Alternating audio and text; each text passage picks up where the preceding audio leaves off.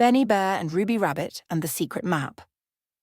It was a lazy afternoon in Pinecone Forest, and Benny Bear was cleaning out his attic. Dusty boxes, old honey pots, and forgotten toys were stacked high around him. He sneezed and laughed. This place could use a little organising. Suddenly he spotted a rolled-up scroll tied with a faded red ribbon. "What's this?" Benny murmured, blowing off the dust. He unrolled it, and his eyes widened. It was a hand-drawn map with a big red X near something labelled Whistle Rock. At the top, in loopy writing, it read, "To those who seek adventure and treasure shall they meet." Benny gasped. A treasure map! He rushed down the stairs and bounded out the door straight to Ruby Rabbit's burrow. "Ruby," he shouted, "you're not going to believe this." Ruby popped up from her garden with a carrot in her mouth. "Treasure map?" she asked before he could even speak. Benny held it out. "How did you know?" "You've got your adventure face on," she grinned. "Let's pack snacks and head for Whistle Rock." They filled a backpack with trail mix, a compass, and a flashlight, just in case, then set off down the winding forest path. The map showed 3 landmarks: Crooked Tree, Echo Hollow, and finally, Whistle Rock. First stop, Crooked Tree. It wasn't hard to find. It bent sideways like it was trying to touch its toes. Ruby hopped up and tapped the trunk. "What's next?" Benny pointed to the next mark. "We follow the stream past Echo Hollow."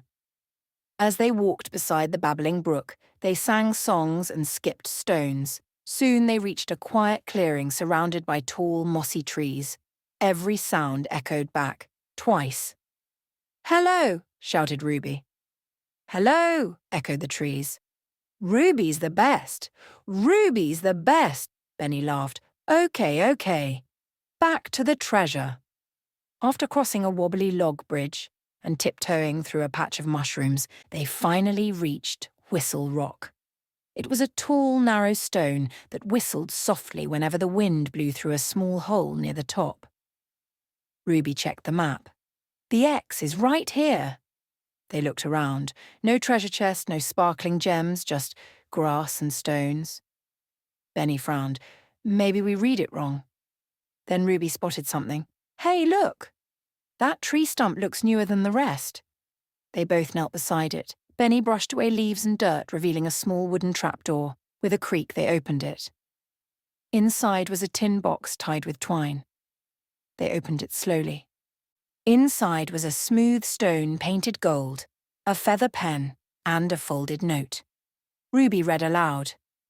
"To future adventurers, the real treasure is the journey you take and the friends you take it with.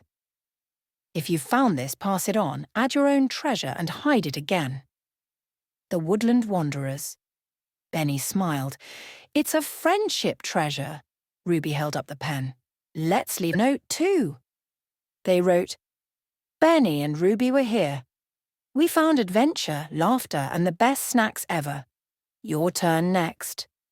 Then Ruby added one of her shiny marbles, and Benny placed a honey candy wrapped in wax paper. They buried the box again and covered it carefully, just like they found it. As they walked home under the orange glow of the setting sun, Ruby said, "We didn't find gold or jewels, but this was one of my favourite days ever." Benny nodded.